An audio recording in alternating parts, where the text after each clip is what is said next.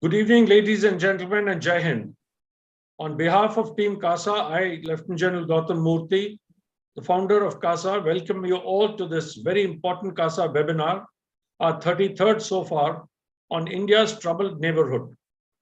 When future historians look back at this decade, many of them would refer to it as the most troubled decade that the world has ever seen.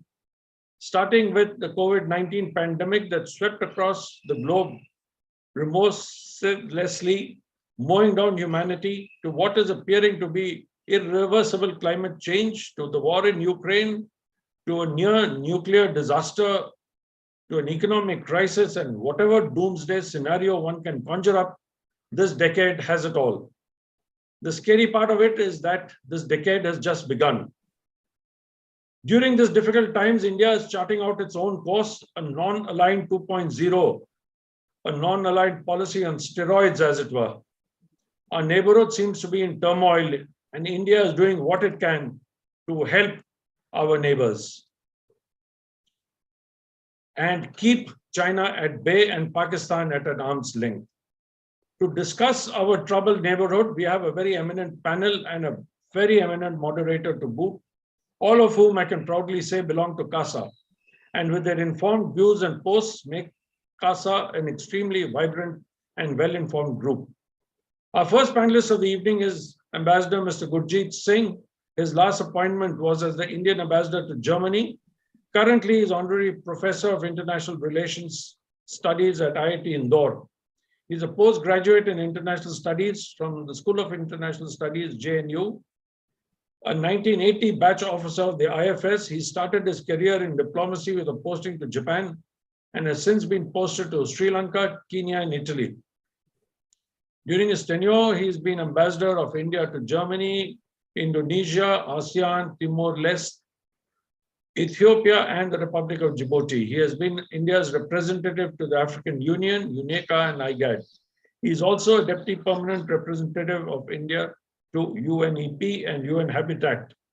He has recently authored a book that you see behind him, The Rambi Factor, India-Africa Economic Development Partnership, which has got a rave review from none other than Mr. Hardeep Puri, our Minister of Petroleum and Natural Gas and Urban Affairs. We welcome you, Mr. Gurjeet Singh, and we look forward to hearing your views on what is happening in Sri Lanka and what role do you see India playing. Our next speaker is Dr. Tara Kartha. Dr. Kartha is a distinguished fellow at the Institute of Peace and Conflict Studies. She had earlier spent 17 years at the NSCS. There she worked on terrorism and other security issues relating to the neighborhood and held special charge of the National Security Advisory Board, amongst her other responsibilities. Earlier, she was with the IDSA for 8 years, where she authored a book, Tools of Terror, Light Weapons and India's Security. She was also consultant for the UN Non-Governmental Expert Group on Small Arms and Light Weapons, and as a resource person for the NDC and the Army War College, in addition to being a member of the Council for Security and Cooperation, Asia Pacific. We welcome you, Dr. Kartha, and look forward to your take on the situation in Pakistan and Afghanistan. Our third speaker is Lieutenant General Dr. Shaukin Chauhan, PVSM, AVSM, YSM, SMVSM, who was appointed as a chairman of the Ceasefire Monitoring Group in August 2018, post-retirement from the Army. Earlier, the general was DG of the Assam Rifles, India's oldest and largest paramilitary force, as we all know. As chairman of the Ceasefire Monitoring Group, the general reinvigorated the peace process and was able to bring in the NSE and Khaplang back into the peace process. Further, he successfully negotiated an extension of the lapsed ceasefire agreement with all Naga insurgent groups. The general was commissioned into the 11 Gurkha Rifles in December 79 and has had many important command, staff, and instructional appointments across his career, including the command of the prestigious 1 Corps, 8 Mountain Div, and 70 Mountain Brigade. The general is an outstanding scholar with a proven track record. He has just got his doctorate for his thesis, India-Nepal Strategic Relations in the 21st Century. He has vast experience at the apex level, having served both in MOD and the MHA in various fields of counterinsurgency, counterterrorism, border guarding, and HR. His vast experience in military diplomacy since he was defense attaché in the Indian Embassy for Nepal for 3 years.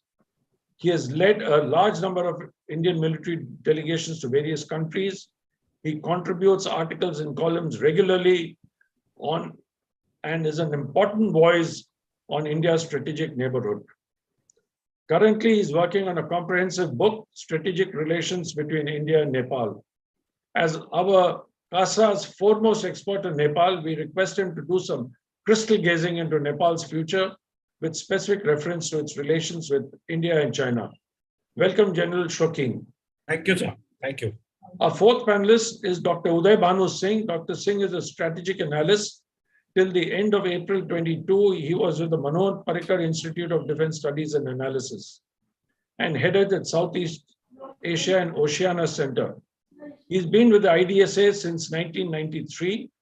He had studied at St. Stephen's College, did his master's in history, and in the School of International Studies, where he got his MPhil and PhD. He specializes in Southeast Asia with a special focus on Myanmar. His latest co-edited work was with Mr. Lalit Mansingh, Anukya Mudgal, called Pur Bhasha, East meets East, synergizing the Northeast and Eastern India with the Indo-Pacific. Earlier too, he's co-edited 2 books, Delhi Dialogue 8, ASEAN-India Relations, A New Paradigm, and ASEAN Regional Forum and Security of the Asia-Pacific. He's been a part of various delegations and participated in Track 2 dialogues. He is a member of the core group on Myanmar set up earlier by ICWA and contributes extensively to media and has delivered lectures at various institutions. We welcome you, Dr. Singh, to this webinar and look forward to hearing your views on Myanmar and Bangladesh. Our moderator for this evening is none other than the redoubtable strategic analyst, Lieutenant General Syed Atta Hasnain, PVSM, UYSM, AVSM, SM, VSM, BAR. His last assignment in service was as a military secretary. Prior to that, he commanded 15 Corps and held a number of prestigious commander staff and instructional appointments, as well as having served in a UN mission abroad.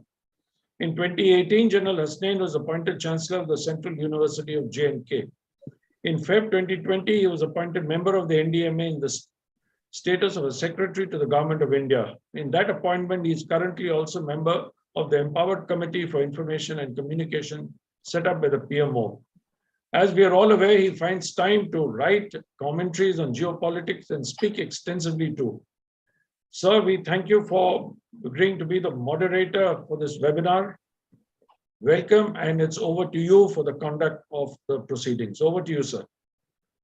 Thank you, General Murthy. Thank you very much. I hope I am audible to everyone. Time now is 11 minutes past 5. And I think we need not waste more time because we've just got till 6:30. But having said that, I know what an erudite panel we have.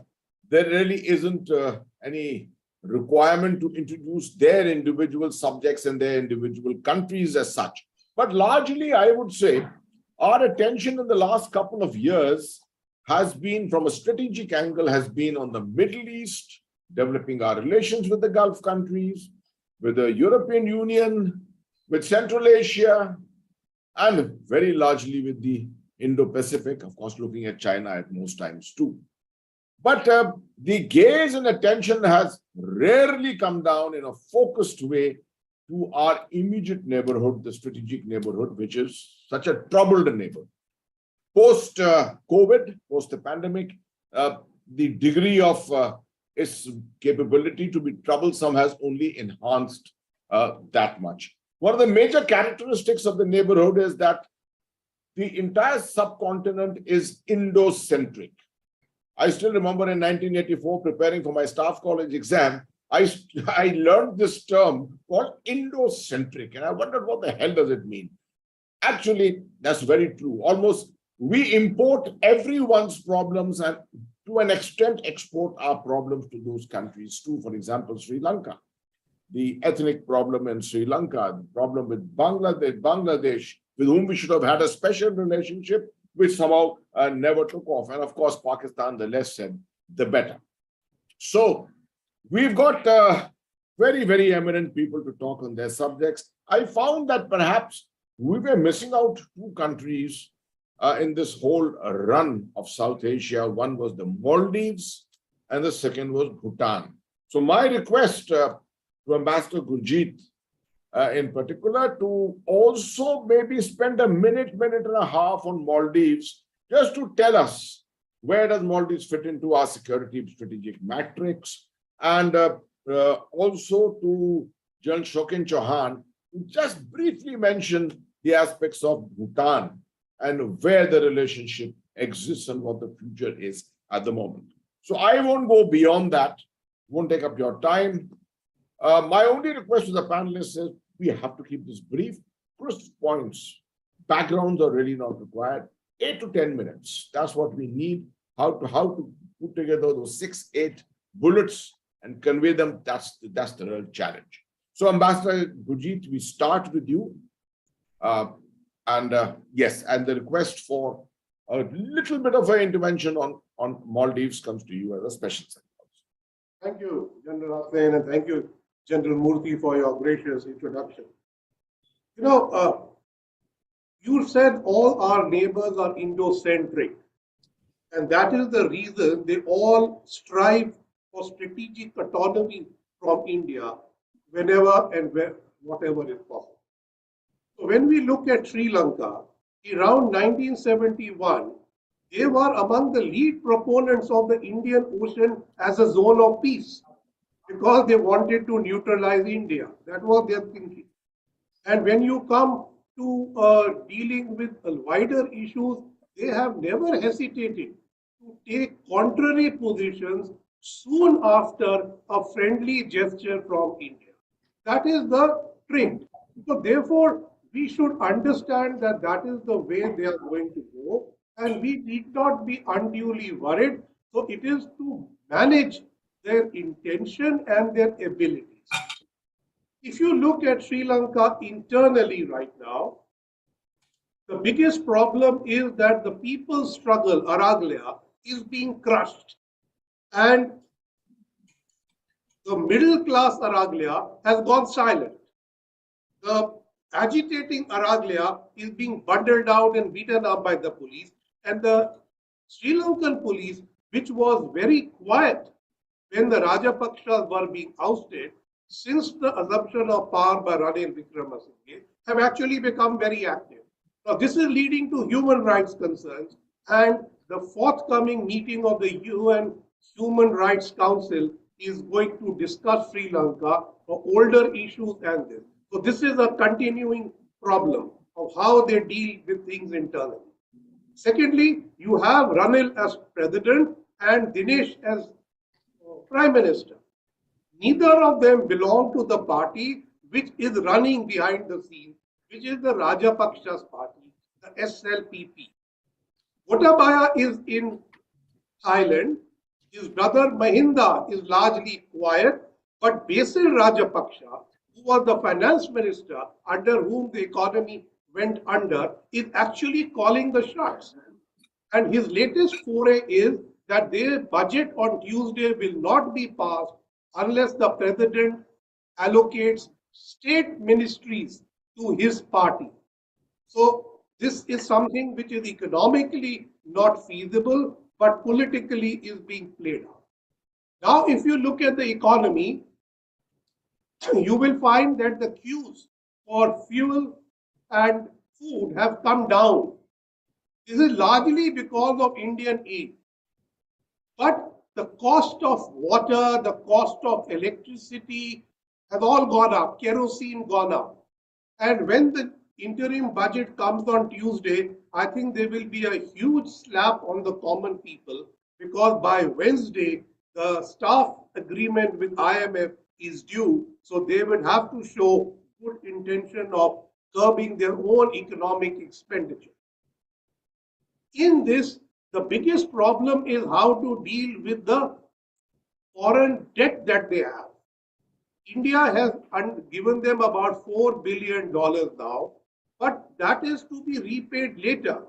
Their current outstanding requires payments to China, Japan, India, and a host.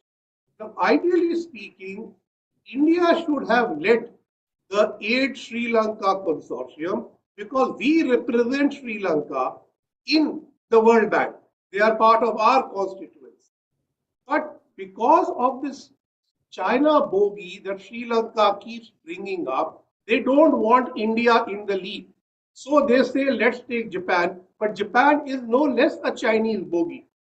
So whether you come to us or go to Japan is the same. I don't think the Chinese are going to play ball. Essentially, without the Chinese coming on board, there will be no IMF agreement. Please remember, the IMF strings are pulled by United States and Europe, and they want the Chinese to be a part of the solution and not make their deal. China seems to be having its own economic problem that they cannot rescue Sri Lanka on the terms that Sri Lanka wants. So in all this, you have a situation which is messy. But there is a good opportunity for Quad countries to challenge China in Sri Lanka, beginning with the economic side.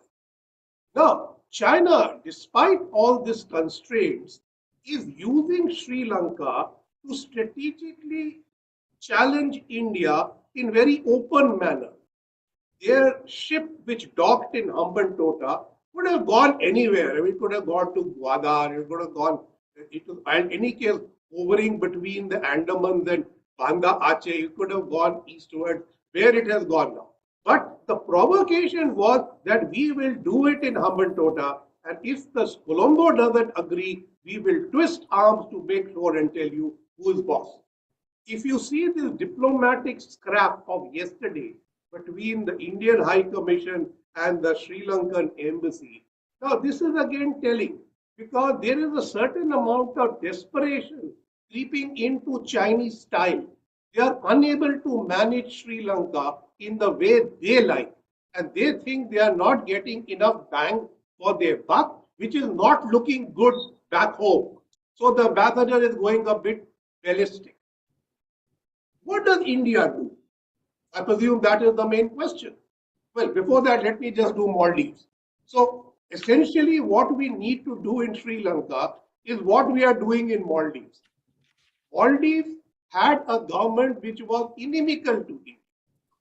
Today we have a government which is open to all, not inimical to India, but that's all that we want. We know we do not have the deepest pockets to cater to all our neighbors' requirements, but we do not want them to become a security threat to us. That's all. Now, it's in Bangladesh, which I'm sure Adul Bhanu will talk about. I mean, it's an ideal example of how they do everything with China, but India doesn't feel threatened. So with Maldives, the threat has been, I think, kept quiet for the time being. But these counter threats, whether we use China or we bring Pakistan or whatever, are always open to use. I mean, they are not permanently closed. So this is something you have to manage all the time. Maldives today is an example of a well-managed neighbor. Sri Lanka is an example of a not well-managed neighbor. So what do we do with them? They have very serious requirements. The requirements are their economy is in a mess. So the large-scale bandage that we have been providing them is neither a permanent solution nor is something we can afford. So we have to pursue the IMF option, push them towards making economic adjustments and move in to support them with energy, particularly renewable energy, infrastructure, investment in the public companies which will have to be disinvested, and providing them with good management so that those companies become profitable. We can leave those companies with a large amount of Sri Lankan holding, but it is their management that India will have to manage well. I'm happy to learn that an NTPC team has already been recently to Colombo, and they are looking at setting up a giant solar energy plant. So that is the good move. Supposing they privatize the airline, the ports, the railways, I think we should move in through our public sector units, but more we should encourage our private sector. So this is not entirely possible by ourselves. So we should go back to the trilateral with Japan, which we originally tried, and say, let's do things together in Sri Lanka, which will give them solace and yet not threaten them in a direct way. Sri Lanka used to have very good bureaucratic management. Over the years, this has become a casualty of the way their polity runs. So therefore, you have a few good people, but they need a very large amount of good people. That is where India needs to step in with more capacity building and human resource development, for which they are much happier to go to India than to China. So this India versus China syndrome is going to be a permanent fixture over there. We need to manage it rather than to keep contending with it. Hambantota is a port which is leased out to China. How can you stop Chinese ships from coming? But if you can get the Chinese ships to put on their AIS or not do, crew changes and all that, I think that's about all. It has to be quick draws rather than any determined thing, because this is only going to get worse. Now, Colombo, Malé, Mauritius are all part of with India on the Colombo security dialogue. We need to keep gently nudging that forward, and I'm happy to say that we delivered the Dornier to the Sri Lankans on the eve of the Chinese ship's visit. So we are not being petty-minded. We are showing a larger sense of what we intend to do with it. We want Sri Lanka to understand that we only have their best interest at heart, and we will support them wherever possible. But they don't need to always cock the snook at us, which is what every Sri Lankan political party today believes is a vote-catching device. Now, today, Basil Rajapaksa is having a problem with Veeravansa, his own party. But Veeravansa is the most pro-Chinese of the SLPP people. So if they separate, it's perhaps to our good. Also, the JVP, both inside parliament and outside parliament, is not pro-India. They have respected our assistance, but they don't see us as long-term partners. They are the ultimate aim of how to be strategically autonomous from India. We cannot allow these... Ambassador Gurjeet, could you wind up now, please? Yes. So we cannot allow these parties to flourish. How we do that is by building up the mainstream democratic parties, but this is not an easy game. In Maldives, we let the Maldivians sort out their domestic problems. This mess that the Sri Lankans have created, we'll have to wait for them to solve it. And whenever they rewrite their constitution, we have to make sure the gains of the 13th Amendment are not lost and are maintained. Thank you.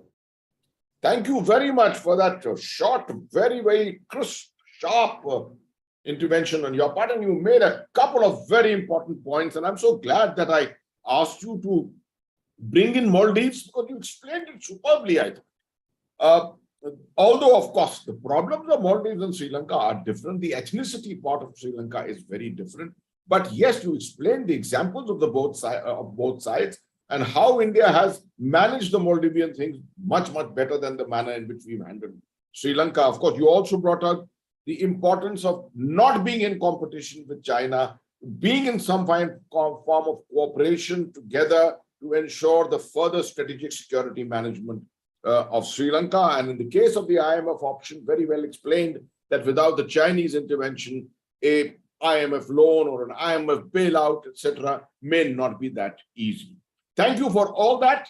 Now I turn to Dr. Tara Kartha, familiar territory in Pakistan, Afghanistan. I know it's a tall order to take these two countries in 8 to 10 minutes, but I think the backdrop is well known to everyone. What we are primarily, I think, looking at, Dr. Tara, is from here to the next 1 year, maybe to the time of the elections, or if the elections come earlier, what is the likely roll-up in Pakistan at the moment with the economic situation as it is and with the climate change problems? Pakistan is in the throes of many, many challenges. I think the border is the last of their worries at this time. Over to you. Thank you. Now, like you said, the Pakistan-India storybook, that line, the storyline has changed. It's changed so much over the last couple of years, and it's changed drastically. But the problem is, General Atta, what you said is so correct. It is, people don't recognize. Like, say, I recently we had a track 2 dialogue with them. It's still the same dialogue. It's still the same things which we heard of for the last 2 decades. They haven't understood that matters have changed. And I think a lot of people in India also haven't quite got the thing that, look, the whole setup has changed and shifted around. There's a whole new diet. So I'm just going to talk on that. One is, of course, Article 370 has put Kashmir out of the whole dialogue process. I mean, we are not going to talk about Kashmir. That is made very clear. At maximum, that is what they want. They want us to give something on Kashmir, but I'll come to that. Second is, China is at the Ladakh boundary. That is a reality we have to accept. So that changes our geopolitical considerations. And also, you remember that when Pakistan's then NSA Mohid Yusuf produced that ridiculous map of his, showing Junagadh and everything as part, and this vague green sort of blur across the Ladakh borders, saying that they don't recognize that boundary either. So that was the kind of a thing which they were prone to do at that time, despite the Pakistan army chief talking about peace with India. This happened at the same time. So it sent a lot of cross signals as to what is the Mohid Yusuf's line in this and what is the Pak army chief's veracity in this. Now, the China story, of course, for our case, has completely eclipsed the Pakistan story. That's what everyone says now. Let's not bother about Pakistan. For instance, I would remind Ambassador Gurjeet Singh that a Pakistan Navy had an exercise with Sri Lanka recently. Nobody even noticed.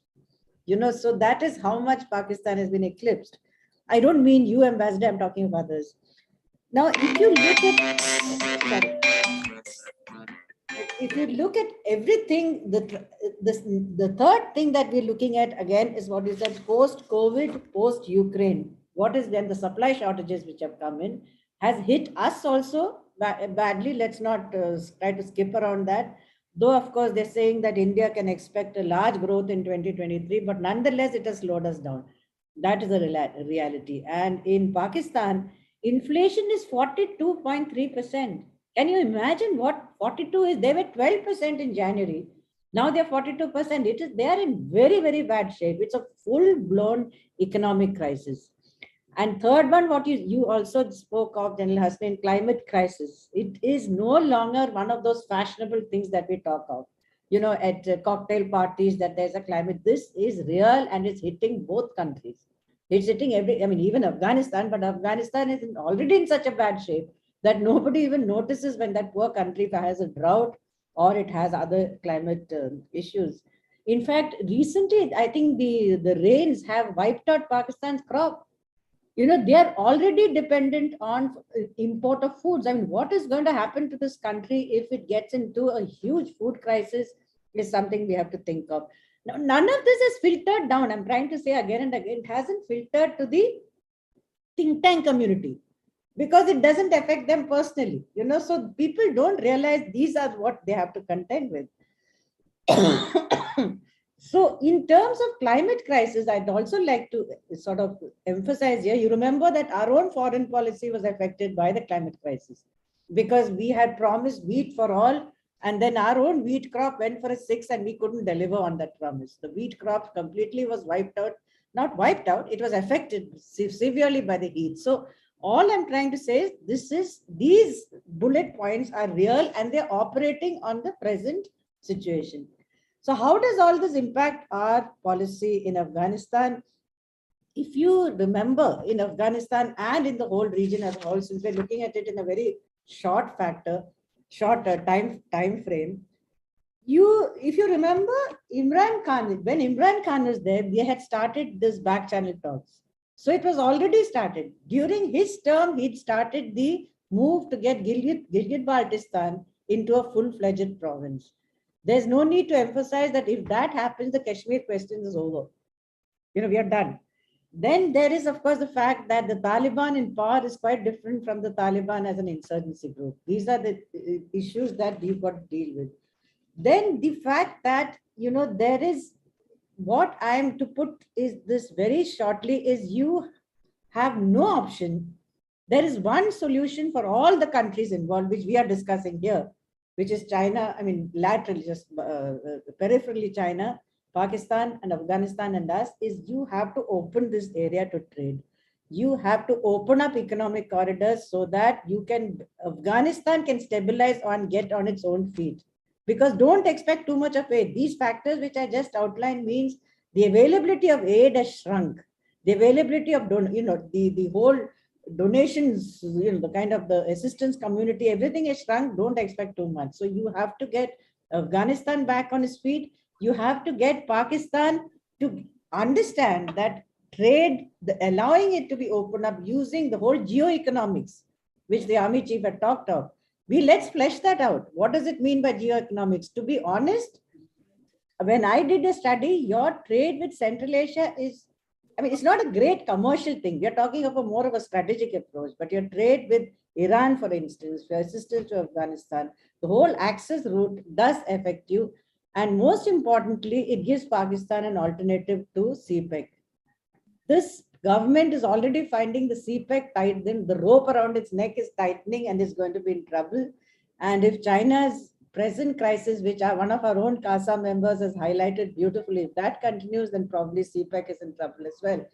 For us, do we see Pakistan as a two-front? Do we have a two-front threat? Yes, we do. But if we say China is the bigger threat, then I think it gives us, from a security point of view, a very good vantage point to start push Pakistan towards a solution which is good for itself and for the region and for us. So that's my simple sort of, what I'm trying to say is that the trouble is getting this understood. It's always seen as, oh, somebody is being very soft on, Pakistan, you're pro Pakistan or whatever. That's not the thing. The fact is these factors which I outlined are very real. It's going to impact the world economy, not just us, the world economy for this foreseeable future. So you want to move ahead, you have to reduce, you're already reducing your defense budget, you're already cutting manpower, you're doing all of that. Then you need to at least quieten. Is there still a threat from Pakistan? Of course there is. That threat will continue. But then I think, are big enough to take that into account and walk ahead. So I think I'll stop there. I'm already done with my time. Am I done? Absolutely. Thank you. I didn't even have to warn you. In fact, you've just done 8 minutes. You could have spoken a little more if you still wish to speak. If you still wish to go ahead and make a few more points as concluding remarks, maybe you can go ahead. If I can have 2 minutes more. See, yeah. There is again a lot of misapprehension about the Taliban. The Taliban and Afghans are not radical people. They have never been. Afghanistan has never been, a radicalized country as such. The radicalism has come from Pakistan. Taliban have never had any threat from us. Even in their worst state, they of course, you had the IC-814, and we know the whole story behind that. It's for them right now, it's about Afghanistan. So when we say there is unfortunately a lot of commentary saying, how can you talk to the Taliban? You talk to anybody wherever. That is what foreign policy is about. Like what I've said, I think I wrote recently is foreign policy, Indian foreign policy should be like Indian driving. Any lane, whichever lane you get, just go on that and get going.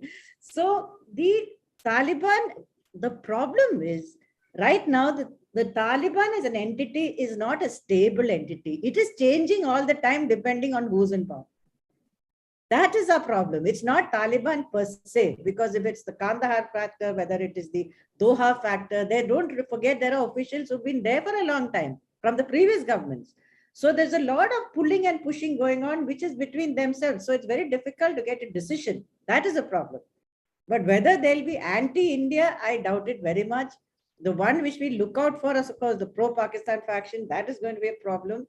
But my forecast is that the pro-Pakistan ones will start losing steadily for various reasons, which we won't go into now. So I'll stop there. Thank you for those. Thank you. Thank you very much. I'm very erudite. You made some very, very good points, which I almost entirely agree with.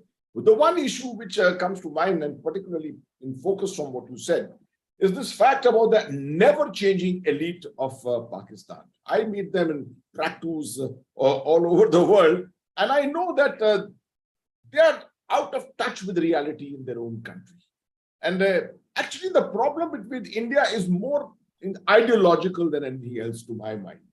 Even if we resolve Kashmir, even if we resolve somehow the acceptance of India as a big brother, as a bigger power nearby, is something which is not easy to accept. And your point on Taliban, I am 100% with you. I think the government of India, the Indian Foreign Service, is doing human service today by accepting and agreeing that we have to start slow, steadily go forward in in establishing a relationship with the Taliban, because that is the future. The manner you want to make sure that Pakistan's western borders are also eroded, their security is eroded to a great extent. That is the way forward. Thank you very much for your interventions, I'm sure, but you're going to be leaving at 6 o'clock. We'll try and get to the first set of questions in the beginning, right in the beginning. Our next speaker is General Shokin Chauhan, already been introduced. The one thing which makes General Chauhan a real boots on ground man as far as Nepal is concerned, two things in fact. Number one, he belongs to the very elite Gurkha Rifles, the 11th Gurkha Rifles. And secondly, he has been the defense attaché there in Kathmandu, right? So these two qualifications are more than sufficient, besides the fact that he's a very erudite speaker, knowledgeable, well-educated in different spheres of strategic security of India. We are in the throes of major issues with Nepal at most times, and we tend to sweep them under the floor. So we look forward to hearing from you, General Chauhan, as to how our relationship with Nepal can go forward, considering even the problem of the Agniveer issue at the moment, which is going on. Thank you. Thank you, Atasa. Kind of you to have introduced me in such glowing terms. You know, everyone knows about Nepal. Everyone knows that Nepal is the closest foreign country. Everyone takes a flight to Nepal. Everyone considers Nepal to be their own backyard. And no one actually looks at the strategic nature of Nepal, the strategic geography, the strategic history. You know, I have in my thesis, which I was writing on Nepal, instead of geography and history, I changed it to strategic geography. The reason is that we must look at where Nepal is located, and we must see how Nepal can actually affect us. Nepal lies on the mountains of the central portion of the Himalayas. This rectangle piece of South Asia has acted as a bridge between linking to ancient civilizations of the Indian continent, of the Asian continent, China in the north and India in the south. Now, the other issue, which is extremely strategic, is that this land where Nepal occupies slopes downward from the almost impenetrable and mighty Himalayan wall of the north till it reaches the southern fertiles of India. And this downward slope is what is most important, because Nepal sits on the heart of the Indo-Gangetic plain. And if anyone thinks that we can do without a presence in Nepal, he's either hasn't read his history or his geography, or hasn't looked at strategy. If you cross the Himalayas, and if an inimical power is in the Himalayas and crosses into Nepal, it is an impossibility for us to stop any power from flowing downwards toward the Indo-Gangetic plain, because there are no defensive lines, no geographical defensive lines at all that exist between Nepal and India. All the rivers of Nepal flow into India. That means Nepal is the upper riparian for India. So the most important issues are that Nepal controls all our water, at least the water into the most fertile plains of India, the Indo-Gangetic plain. And secondly, Nepal controls the access to India, which is the reason why, I would like to just take a little history, little lesson in history. The importance of this is that if you remember that when Nepal was, when we got not independence, but when we removed the Rana rulers and brought back the King Tribhuvan, among the first things that he did after hearing Mao talk of the 5 fingers, in which he had, had included Nepal as one of the 5 fingers that had to be unified by China, he asked for an Indian presence on the Nepal-Chinese border. So there were Indian army manning the posts on the Nepal-Chinese border. This, of course, as time went by, was removed by King Birendra in 1967. And slowly from that time onwards, we seem to have lost the influence in Nepal. A word about Agniveer.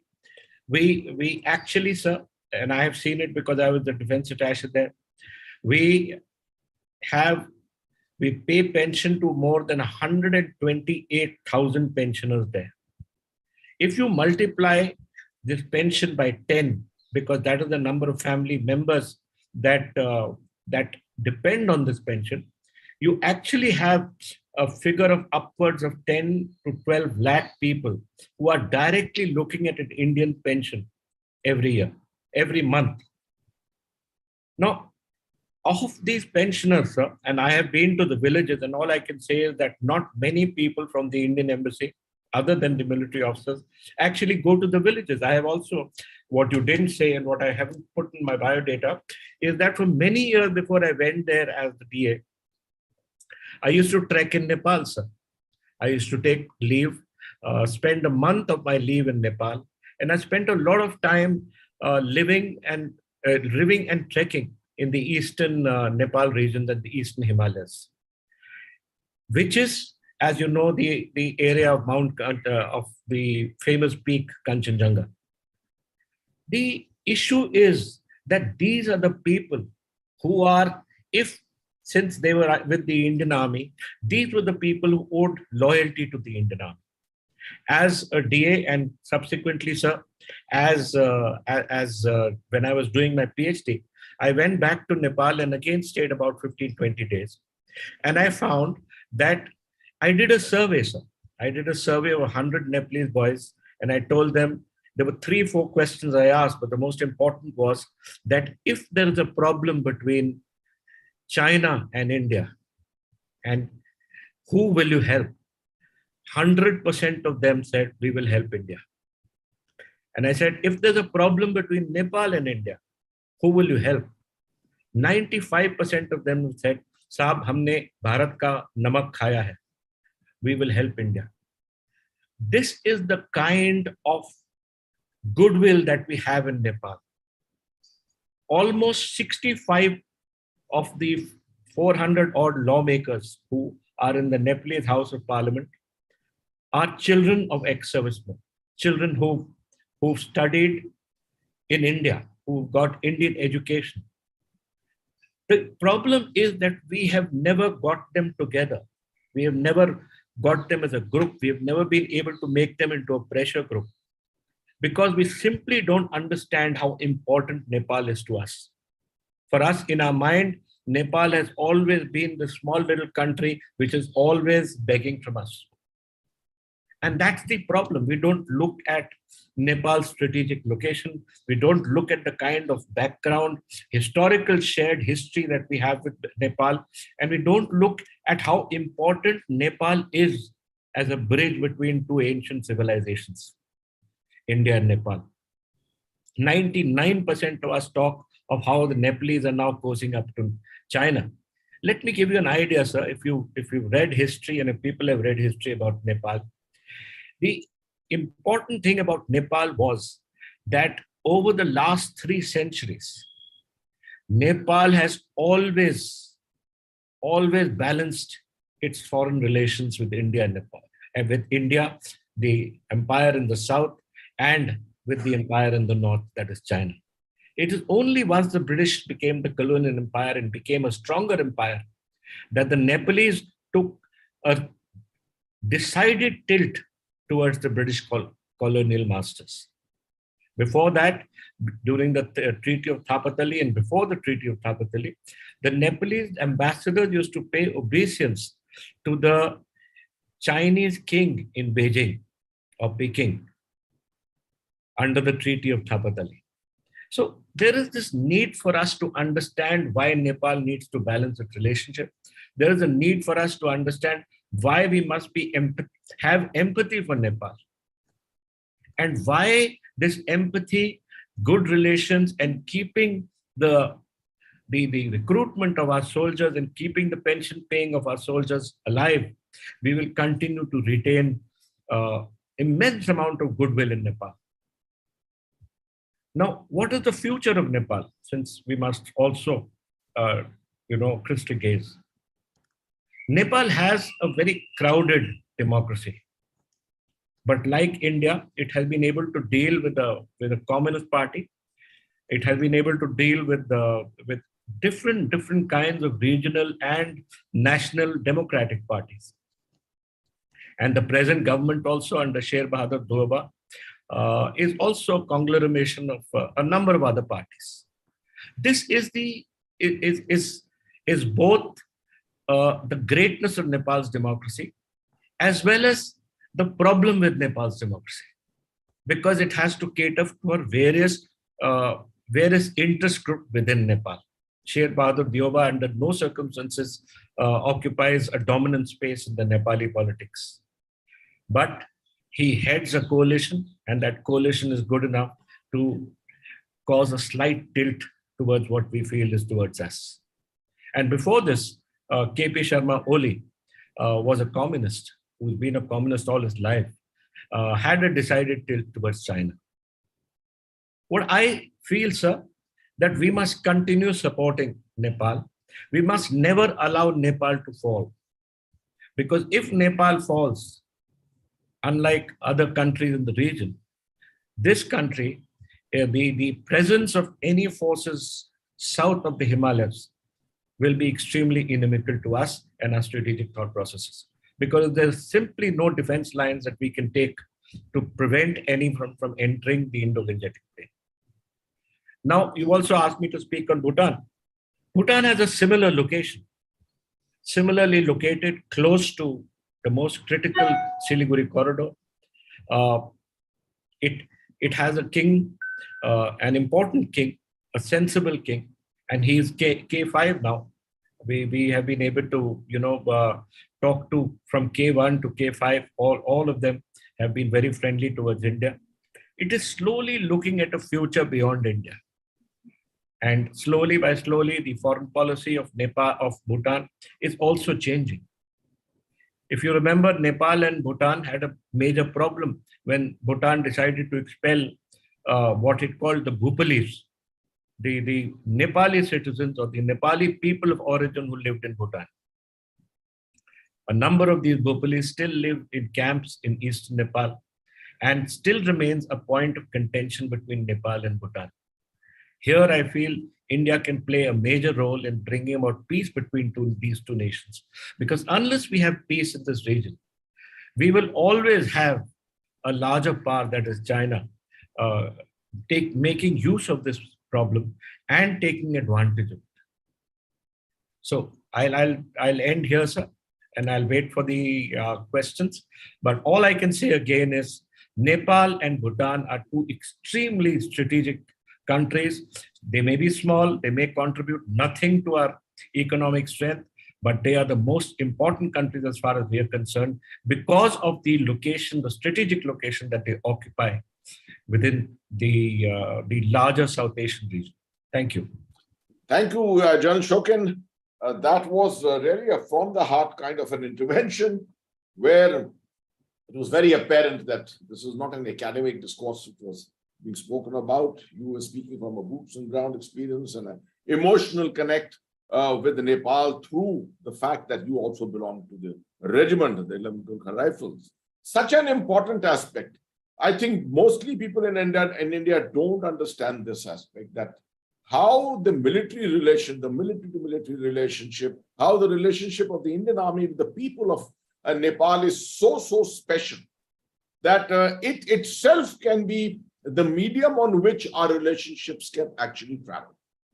I think you brought it out extremely well. We cannot allow this to remain a transactional kind of a thing, and we cannot allow this Nepal to be taken for granted. That is there. We need to make sure that we act in such a way that it becomes a transformational kind of a relationship. Thank you very much. Thank you, for that Atar. excellent intervention. Thank you, Atar. I am now switching over to Dr. Uday Bhanu Singh. And how can there be a webinar in India without, I have at least never come across a webinar where you don't find a Stephanian on the other side also, right? It's good to see you, Dr. Bhanu. Dr. Uday Bhanu, I happen to be from college too, so way back, 69 to 72, maybe many years more senior to you, but it's always a pleasure to see you. And you are going to speak on a very, very important subject, Bangladesh and Myanmar. Combined together, we may take perhaps 10 to 12 minutes on it. This whole aspect of the relationship with Bangladesh, the Indian relationship with Bangladesh, is something I could explain it in a few words by saying I went to Bangladesh in 2015 to speak at the National Defense College. And I was shocked to know that I was one of the first Indian generals to come and speak at the NDC. How would that be acceptable after the kind of relationship we established in 1971? Did no one ever think of the fact that a military-to-military relationship is such an important thing on which a strategic neighbor of ours could go along, travel along with us?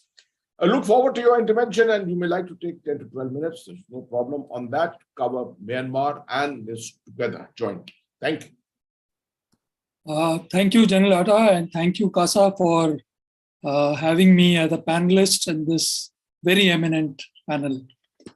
I've been asked to cover Myanmar and Bangladesh.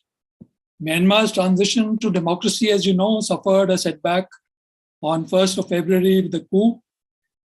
And the State Administrative Council that was established, at that time it was said that the emergency would be for 1 year. Now it has been extended and it will be till 2023. The political leadership at that time of the NLD was imprisoned. Aung San Suu Kyi is in solitary confinement at the moment.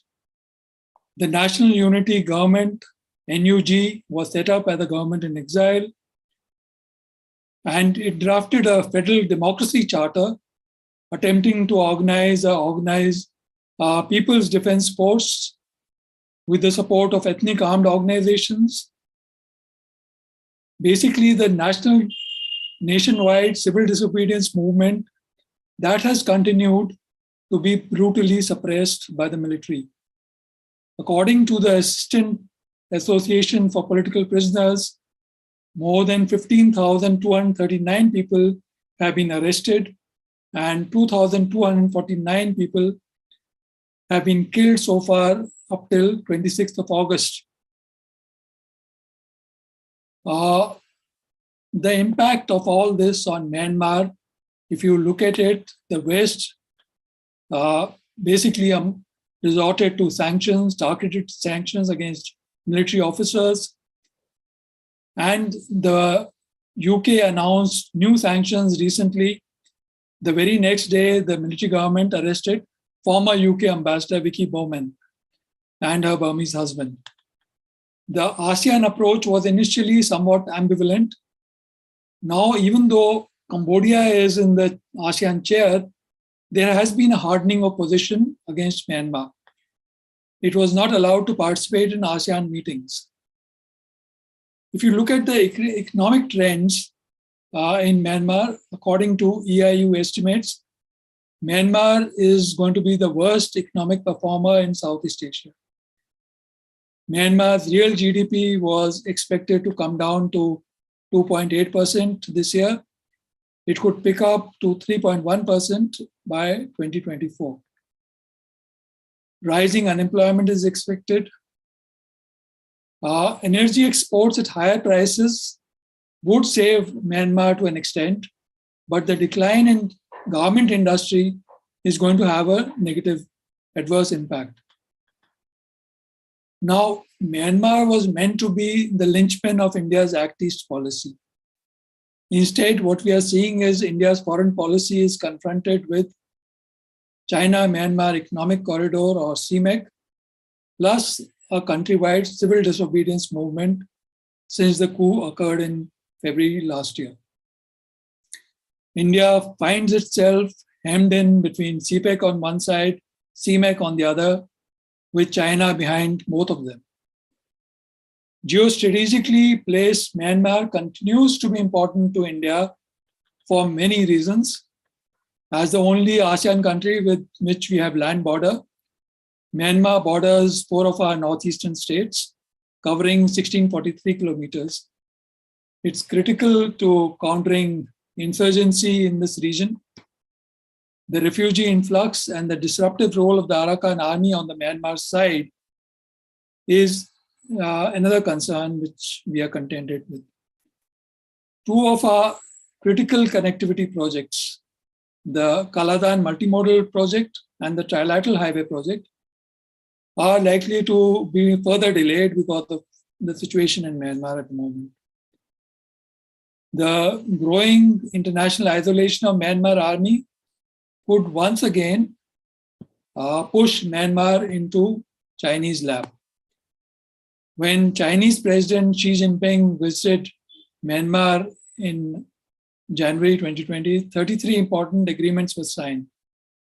Earlier, Myanmar, China had signed an MOU to establish CMEC, that was in 2018.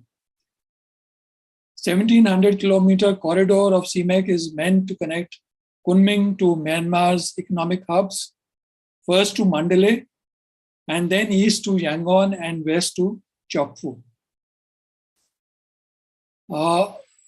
So CMEC is going to play an important role in our relations with Myanmar. China used infrastructure diplomacy as a powerful foreign policy tool. And the CMEC through Myanmar has only increased India's concern. It's 6 o'clock. Sanctions and boycott by the West could once again lead to international isolation of Myanmar. China shares a very long border, 2,100 kilometers with Myanmar, and China wants an access to the Indian Ocean. Through Myanmar, its influence in Myanmar has steadily grown, as you know, during the almost 5 decades of military rule in the past. New Delhi is now at a kind of a crossroads again, but perhaps it will need to continue to adopt a realpolitik approach with a proactive role in securing its northeastern region. Diplomatically, India needs to utilize all the channels by basically synergizing its neighborhood first, the Act East policy, and its Indo-Pacific policy. And India should play a proactive role in ASEAN-led forums, whether it is the East Asia Summit or the ADMM Plus, and also in working groups of each of these. Plus, the other sub-regional organizations, including BIMSTEC and the Ganga-Mekong Cooperation Forum. India should leverage its linkages with 2 million diaspora in Myanmar as an asset, people-to-people relations, links to Buddhism, joint efforts in fighting COVID-19, all that have been useful in cementing our relationship. India is emerging as a pharmacy of the world. That also has been good as far as the relations with Myanmar are concerned. So health sector, education sector need to be further strengthened with Myanmar. Dr. Uday, may I request you to switch to Bangladesh? Because we've got less time now. Thank you. So very quickly, the military aspect, we need to provide training and also provide them the kind of material that they are looking for. We have provided them, of course, the submarine recently. Now, as far as India-Bangladesh relations are concerned, we have seen an upward trajectory. The problems have been the nagging disputes on immigration, river and water sharing, what has been referred to as a Sonali Adhyay, golden era in our relationship.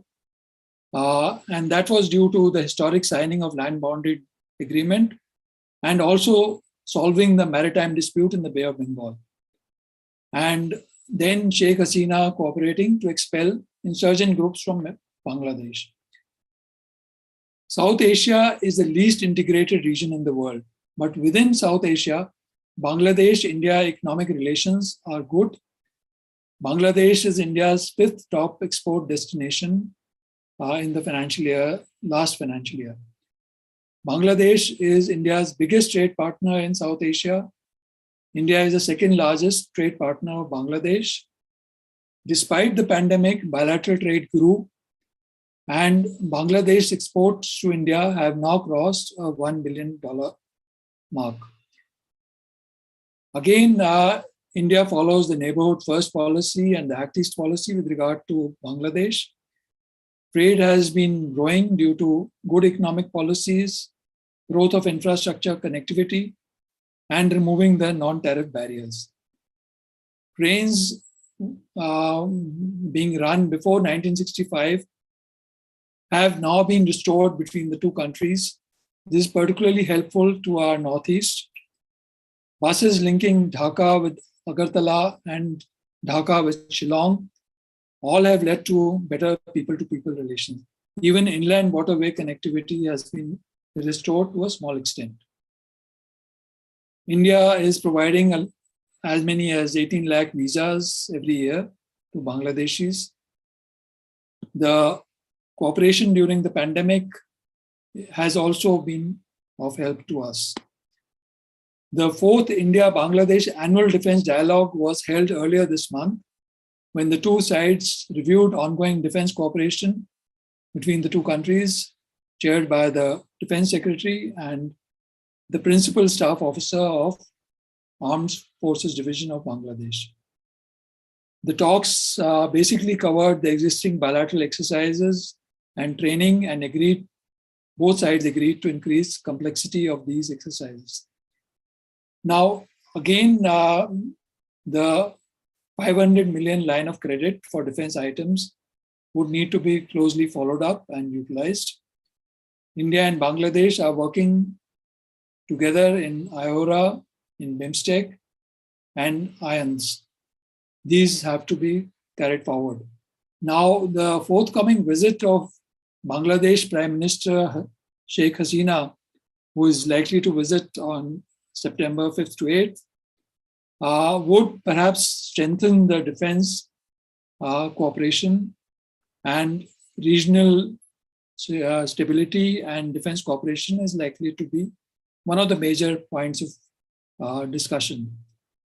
Earlier in July, the Indian Army Chief, General Manoj Pandey, had visited Bangladesh, and India and Bangladesh defense cooperation by providing military hardware to Bangladesh could be further strengthening our cooperation. I'll stop here and ready for any questions. Thank you very much, Dr. Uday. You covered a wide canvas, lots of things on both Myanmar and Bangladesh. What comes to my mind as an immediate thing is, while you are responding to various questions which are here, I'm sure you could consider this. A visit to Kunming a couple of years ago, I came across lots and lots of encouragement from the Chinese side of all time to talk about what is called the BIMC corridor, the Bangladesh, India, Myanmar, China corridor, not to be a part of the BRI Belt and Road Initiative, but a separate kind of artery. Is there any scope ever? Is it strategically of any advantage to us, or is more disadvantageous than anything else? And as far as Bangladesh is concerned, no doubt, visas is something very helpful. We've got a great relationship going, but how is India looking at a Bangladesh post Sheikh Hasina? She's coming here on the 5th to 8th, as you said. The relationship is on an even keel, but that is with Sheikh Hasina. And I think a visit to Bangladesh and speaking to the public at large here and there, I've done it once or twice. I do tend to get awkward responses, feelers, as to what really is the feelings, perceptions on the ground, which are there. Because mostly we think that everything is pro-India, but that's not really, may not really entirely be true. The whole issue of radicalization, etc., which is very much evident there. That brings us to the end of our 4 very erudite, excellent speakers. Dr. Tara Kartha had a question for her, which she's already answered. There are a couple of questions not in the chat box, in the question and answer section, which I shall one by one read out to you, because maybe these are not all very easily accessible. Okay. Let me just see this right from the beginning. This is from Miss Manjula Saxena to Ambassador Gurjeet Singh. Should India play harder ball with Sri Lanka till there is a treaty which takes into account India's defense concern vis-a-vis China? So obviously looking at a stronger policy opposing the presence of China. Sri Lankans have been clashing against Tamil India since 1000 AD or even earlier. The grievance has very long history. Keeping that in mind, Ambassador Gurjeet, would you like to come in on this? Yes, sir. Thank you. So the ethnic issue of Tamils in Sri Lanka is not going away. There will be Tamils in Sri Lanka, there will be Tamils in India, and this contraindication would continue. For many years, as I said, Sri Lanka wants strategic autonomy from India while remaining dependent on India for trade, investment, many other things. That is the way to say we are not Indian, we are different. And even before the China bogey came up, I had given instances when General Atta himself has been there. You know, when the IPKF held the Northeast to make sure that the elections of 1988 took place, it didn't take the winner, Prem Dada, 5 months to ask for the IPKF to go. I mean, so that is the way they are. They will take your help when required and then try and justify their thing. So how do you deal with China? This hard ball that you suggest also means that you are playing the same game. I put it to you that we are playing a gentleman's game called cricket, and the Chinese are wrestling. So we are not playing the same game. If you want to play hardball with China, you need to up your economy and your military strength to take them on everywhere. And while you are doing that, make sure you have enough allies and friends to encircle them. But this is an ongoing battle. I personally believe that contending with China has no gain for us, whereas winning Sri Lanka with whatever we can do has gain for us. So I think we should not treat Sri Lanka or in fact any of our neighbors as a zero-sum game with China, because then we are playing into their hand. We don't have China's deep pockets, but we have a deep reservoir of humanity and cultural relations. Thank you. Thank you, Ambassador Gurjeet. The next question is for John Shokin. And I'll come to Dr. Uday subsequently. There's a question for you. For John Shokin, there are 2-3 questions concerning Nepal, Bhutan, and Sikkim. The first of them, I may not be able to take all the questions. Why did India back the communists and even facilitate the Maoists and block arms to the Nepalese army in 2005? That's the time you were there. Yes, I was there. 2004-5. This self-goal has resulted in a communist party-to-party ties with China. Nepal has changed its map and incorporated parts of Indian territory now. Democracy has meant communist party rule, although there's no specific question given out by Mr. Sundar Pant, but I suggest that you could have a commentary on this question, on this statement which he has made. It's very interesting, sir. This question actually takes me back to the time when I was in the Indian Embassy. Now, when we go back to 2005, and it was February 1st, 2005, when King Gyanendra took over the reins of government and sacked Sher Bahadur Dioba. He was the prime minister then. Sher Bahadur was sacked, and the Gyanendra took over the government. Now, King Gyanendra then had a decidedly anti-India stance. It was decidedly anti-India. At that time, and I'm very clear on this, the Chinese did not look at the Maoists as Maoists.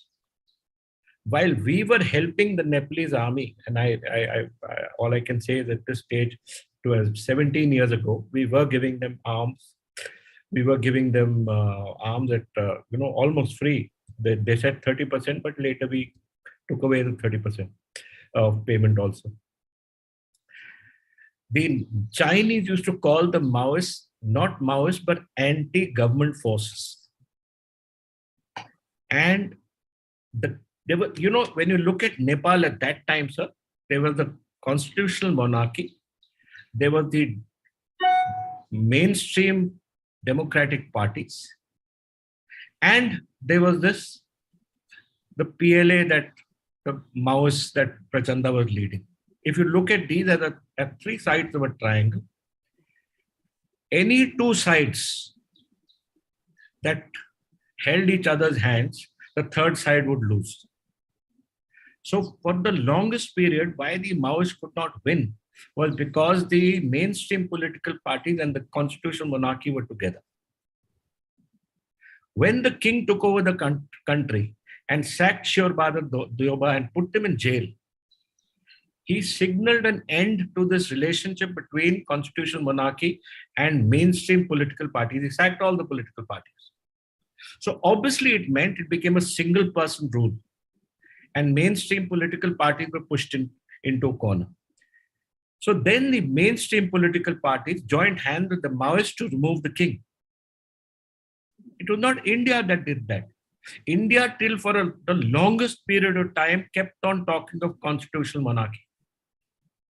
But things came to a head when the mainstream political parties told the government of India, in fact, they come to the Indian embassy, that, sir, we do not support the king anymore and we do not support constitutional monarchy. And probably a large portion of the country's population also felt that way, because when the king was removed, there were no large major protests in the street. So it was more a demand from the mainstream political parties, who at that time had lost power and were put into jail by the king, that this issue happened. So finally, when India was looking at a solution beyond the constitutional monarchy, we had to settle for supporting the mainstream political parties. We at no point supported the Maoists, at no point. As far as giving weapons was concerned, sir, we continued giving weapons, but once the war was over, once the king was removed and once Girija Prasad Koirala took over as the prime minister, he requested the ambassador that, may we request you not to give lethal aid to the Nepalese army anymore. So we were giving non-lethal aid, vehicles, and all other issues, but not weapons and ammunition. And at that time, sir, China had still not changed its stance. They were still giving the Royal Nepalese Army ammunition and rifles. So life changed when Girija Prasad Koirala met Prachanda and brought Prachanda over, and the war ended. And I was there in the embassy at that time, when the famous march into Kathmandu finally ended with the king abdicating his throne. At that time, we were specifically told that the Royal Nepalese Army cannot be trusted at the present moment, because it's the Royal Nepalese Army and that they have given their oath to the king. Until this Royal Nepalese Army becomes the Nepalese Army, democratized Nepal's army, till then, no lethal aid was to be given. So this is the actual story behind this. At that time, we had no clue that Girija Prasad Koirala would do what he did. Not Girija Prasad Koirala, but KP Sharma Oli would do what he did by changing the map. But that boundary question is another issue that we need to look at history. But that's not the point for this, probably another seminar. And there are very, very detailed maps on this, very detailed questions on this, and very detailed reasons why what has happened has happened. But my suggestion to all of us would be, don't look at the maps. Let sleeping dogs sleep. We can find a solution with Nepal. We just need cooler heads to prevail. Thank you so much, sir. Very, very good answer. I thought that was very good, especially your last bit on maps, not to look at maps. When you have nations as large as ours and nations as small as Nepal, with whom you need a strategic, a special relationship, you need not necessarily always look at maps. Quite right.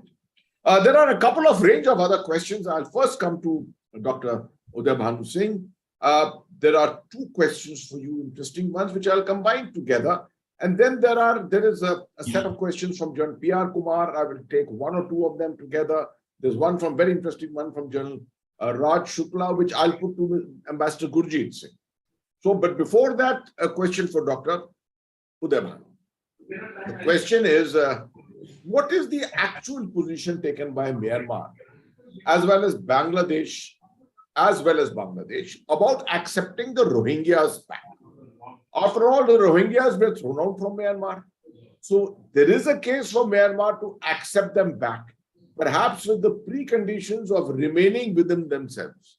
In other words, what should Myanmar's more pragmatic policy towards the whole Rohingya issue be actually? Combined with this, if I may also ask you this question, it's a takeoff from by Colonel Manoj Chanan, who has taken a cue from what I had also said, further to the question posed by me on what after Prime Minister Sheikh Hasina. He says his personal interactions with the industry reveal that Bangladesh Defense Forces are very suspicious of procuring military hardware from India. Your comments.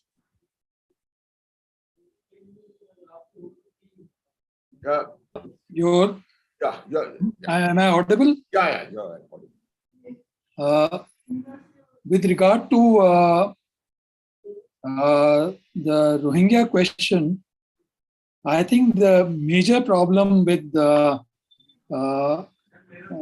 has been with Myanmar's policy was not giving them citizenship of the country. That is where the problem basically lies.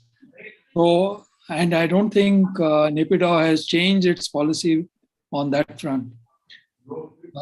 As far as Bangladesh is concerned, it has already taken in about 1 million refugees from Myanmar, and it has taken a very big burden on itself by taking so many refugees, including some who have been transferred to Bhasanchar. Now, whether Myanmar can welcome them back, at least India's approach has been to help Myanmar build accommodation for any of those people wanting to come back to Arakan and start living there. So our approach has been to provide them with infrastructure within Arakan, and perhaps the Myanmar approach would be that that kind of ghetto kind of approach, that they would remain restricted to a certain area. And it also depends on whether how many Rohingyas would willingly come back, given the kind of tense situation that exists in Myanmar at the moment. Now, I agree that post Hasina, the kind of situation that would confront India-Bangladesh relations will be a very different kind of a scenario from what we have been used to for some time now. I think with regard to relationship with Bangladesh, the only plus point that I see, the the silver on the horizon is that the common Bengali identity, which and the civilizational identity, which the former Foreign Secretary of Bangladesh, he was talking the other day in a lecture. That would perhaps be one point of commonality. But I agree with General Atta that the insurgent problem is a severe problem, and that cannot be. Much better, yes. Now, same thing with regard to the military hardware from India. The military hardware that we have been willing to provide to Bangladesh. Now, with defense production getting a boost in India, Make in India, and as many, in ASEAN, a number of countries willing to cooperate with India, buy Indian products, including the BrahMos by Philippines, and Indonesia wanting to buy the same. I think there is even Bangladesh may be doing a rethink as they see the results. With regard to your question, General Atta, which you had mentioned earlier about your visit to Kunming and the possibility of BCIM corridor as against the CMEC. I have been to some of the BCIM meetings when they were held, including in Yangon. And I noticed at that time that the Chinese were very keen on making this second track forum into a first track forum and taking it to a higher level. Now, the reality is that this BCIM forum, which began, of course, as the Kunming initiative led by China, is China-driven. But looked at from India's perspective also, if you look at it from purely New Delhi perspective, we have opposed the CMEC for certain reasons. That it, as far as CPEC was concerned, it was challenging our own sovereignty in our territory, and that was the reason why we opposed the BRI. Now, the fact of the matter is that once you want to connect with ASEAN, once our Kaladan multimodal project is completed, once our trilateral highway is completed, we will eventually be having to meet the BRI in ASEAN. We will have to somewhere join the roads which China has already built, in whether it is in Myanmar, whether it is in the Cambodia, Vietnam area. We will eventually have to be joining that. So this we would need to think of the BCIM corridor also fairly seriously. Thank you. Thank you. Thank you very much, Dr. Uday. Thank you for that. In fact, you covered almost three questions very, very comprehensively. We have very little time left, and I'll request the CASA hierarchy that we need to take two questions. The first question is from General Raj Shukla, which I shall address to Ambassador Gurjeet. And the second one is a combination of questions from General P.R. Kumar to General Shokin Chauhan. I request you to give crisp and reasonably brief answers to them. General Raj Shukla's question is a more generic one. It talks about that in the context between the canny Indian statecraft and brute Chinese power, the comparison, it seems that the latter is winning, the brute Chinese power is winning. Is it time for India to accept the new reality, learn to live with Chinese power, and make strategic adjustments accordingly? I suppose this question is in the context of the neighborhood alone. If you want me to read it out again, I can do that. No, I got it. Okay, okay. Well, I quite agree with the way the question is phrased. You know, China is not exhibiting only brute power, they are exhibiting their statecraft. Except their statecraft is backed by a strong military and a highly performing economy. Now, our statecraft should also exhibit this. And then you have a match. Since you don't have an even match, we don't have to give up on China. But my thesis remains that we need not be perturbed by it, but at the same time, make strategic alliances like we are doing with the Quad. And for instance, lead Quad in Sri Lanka, work with Quad in Myanmar and other such places. But we also have to make sure that our interests coincide with all the Quad interests. So you have to bring in partners to deal with China. We are doing it in Africa. We are going to do it in Southeast Asia. We should do it in the neighborhood. Whether it is India +1 or India +3, that remains to be seen. But I think we should not mistake China as only exhibiting brute power. They are exhibiting uncanny statecraft. Thank you. Thank you very much, Ambassador Gurjeet, for that short and very erudite response from you. There are a series of other questions that I am being a little unfair that I've not taken all of them. There are some very complimentary comments for CASA, and Dr. Ambassador Bhatia has made some very interesting comments. Personally, for me, I'm very happy. Thank you very much, sir. But General P.R. Kumar's question, of course, he starts off by a mistake, which he admits subsequently. He talks about Sikkim, but actually we are talking about Bhutan. Bhutan, the Indian support to the monarchy, and this is for General Chauhan. Indian support to the monarchy is existential, with Bhutan also adopting a parliamentary democracy. China will slowly neutralize the monarchy. Secondly, increasing Chinese economic and political influence is a fact. India needs to deal and look at Bhutan from a totally different prism.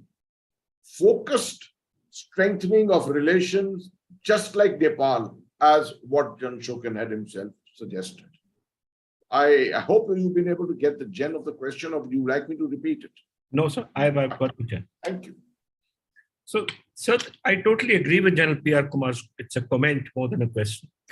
That when you are engaging various segments of society, like we should have engaged, and we did engage in Nepal, we must also engage in Bhutan, sir.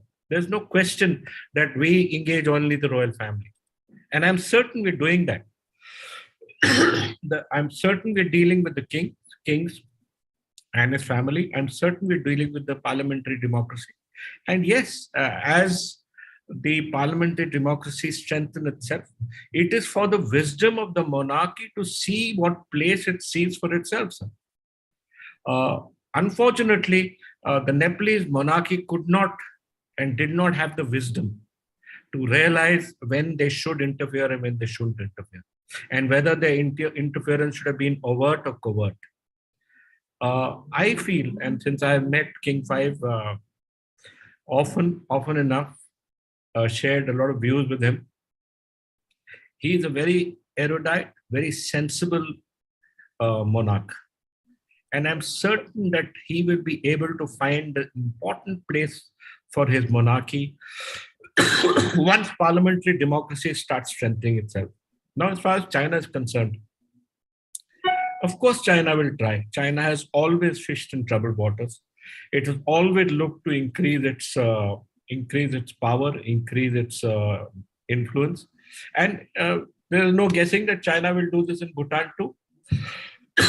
And even if it does, what we must do, sir, and this is what I've advocated for Nepal also, we must be practical in our dealings. We must know what our strengths are. We must know what our weaknesses are. And we must highlight our strengths, because the people of both Bhutan and the people of Nepal identify much more closely to India as a country, both culturally and historically, than with the Chinese in the north. And this cultural identification, this cultural language is so important when it comes to gaining empathy with the people. So India must continue to engage all segments of society. We must continue to have a much larger heart. We must not be transactional in our relationship in any manner with either of these countries, other than telling them that, look, India's security interests must be upheld with you, and they remain paramount to our relationship. As long as you give them the fact that do not sacrifice India's security interests, the balance, we must have a much larger heart. So this is my view of both these two countries. We have huge advantages, sir. I've seen it, having personally gone there many times, that we must make use of those advantages and not lose them in getting involved in a transaction, which obviously will always be tilted towards us, because we are a much larger power. Thank you, Jan Chauhan. Thank you very much for that response.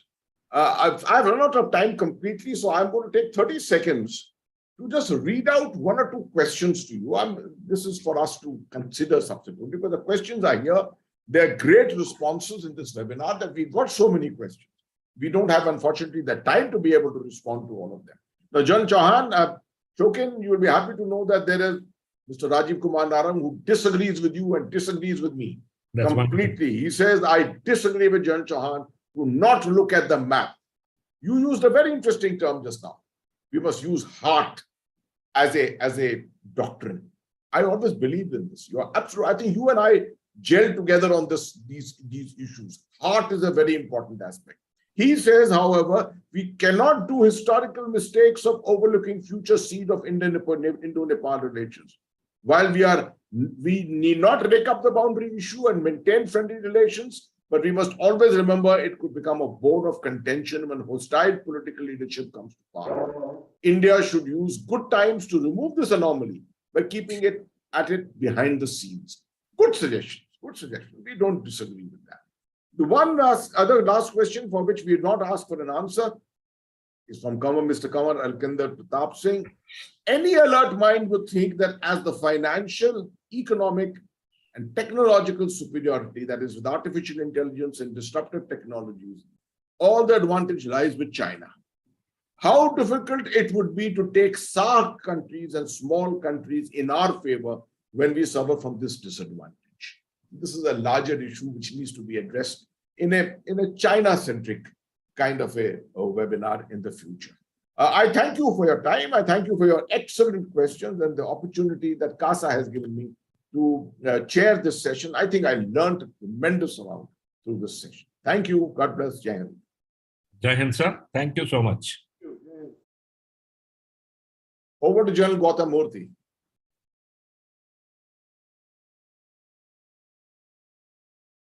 General Murthy.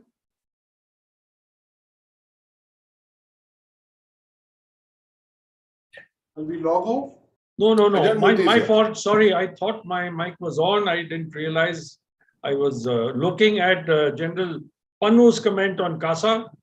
Thank you all very much. And I must read it out because it's so relevant what he says. He says, today was the most relevant discussion on our issues and future with our sensitive neighborhood. General Shokin reminded me of our days when we handled the sudden changes and consequent ripples in our relations with Nepal around 2003 to 2005. His calling Nepal as the most strategically significant neighbor needs to be understood by an average Indian. A very interesting comment on looking away from maps is very relevant. It should be understood in a particular context. I think that really sums it up. We need to understand, and what point General Shokin and General Atta have brought out, and the other panelists, is that we have to look at our neighbors through our hearts more than through our heads. Thank you very much, everyone, for a most fascinating discussion. Mr. Gurjeet Singh, thank you very much, and all the very best on your release of your new book. General Shaukin Chauhan, Dr. Tara Kartha in absence, she had to leave. Dr. Uday Bhanu Singh, General Shaukin Chauhan, and our moderator, General Atta Hasnain. Sir, thank you for moderating this wonderful session. Last but not least, our technical team, Ms. Barnali Singha Roy. Thank you, Barnali, for putting all this together. And thank you all the participants for sparing a Sunday evening just before the match to be with us here. And all the best. Jai Hind. God bless. Thank you, sir. Thank you. Thank you. Thank you very much. So